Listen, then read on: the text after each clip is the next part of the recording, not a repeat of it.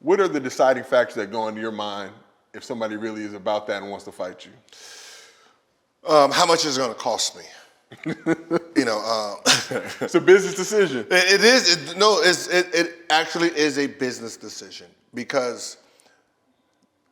So back in the day, you got to remember, fines were only $5,000 for just being fined. So you have two things that's going on with situations that happen in the game. You have being fined, which is a max of I think about $50,000, and being suspended.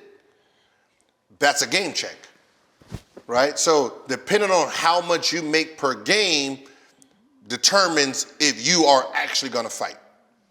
So basically, everyone the top 20, when it comes to pay, they're not fighting. They're not fighting. They're not even going to think about fighting. They might get rowdy and rough, but they're not trying to get suspended because that's going to cost anywhere from $200,000 to basically $500,000 every game they're suspended. So no, those players are not going to fight. Like, no, don't even get close to me.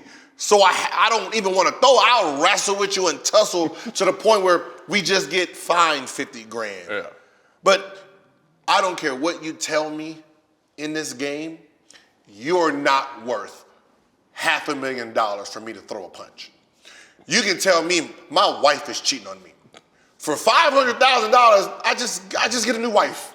You know what I mean? But I am not going to swing and be suspended for five, and that's just one game. Now, if you give me 3 games, that's 1.5, and still I got to get a new wife? No. It ain't. But that's what goes through a person's mind during that altercation. So for an average poor person like myself, we hear fines. I don't think shit about that. I don't think, suspension. LeBron's suspended, you pointed out, he's losing about 400 racks, 500 racks, right, on that game check. For you as an NBA player, when you find out, hey, how do they tell you you're getting fined? Is it a text? They send you an email? Yeah, the next day, you be like, oh, yeah, or like right after the game, usually after the game, probably about either late midnight or early in the morning, you'll find out if you've been suspended. And how's that information? Oh, that hurts. You get a text or from your agent or from the team. Ooh. And it hurts. Like, oh, damn, he wasn't worth 400. Oh, man. Oh, and how much he got 2 games? A total of $60,000. Oh my God, $60,000. That's it. And that's so even losing something in like the 10, 15, 60, whatever range, like they find you on text, all that shit, right? So you like, okay, so like Stewart, for 2 games, it only cost him $60,000.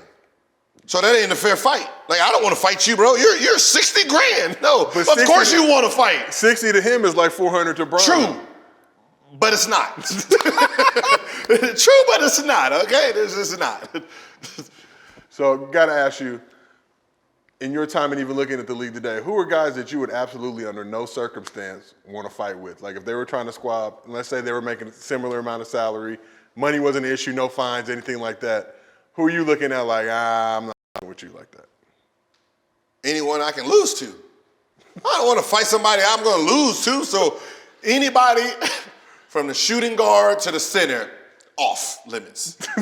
Off limits. All right. I'm just going to be honest with you. If you play the shooting guard and up, off limits. All right. And then when we come to these point guards, it really depends. All right. I probably fight one of the Ball brothers. Which one though? Because the thing is, you fight Lonzo or LaMelo, then you got to deal with Jello. Both of them. Yeah, you know what? But Jello's I'm good. I won't fight the Ball brothers because they come in 3 plus they got pops, and he looks like he will punch. And they're from Chino Hill, so there's no rules. Let me go ahead and scratch them off. I'll go with. Is Ricky Rubio still in the league?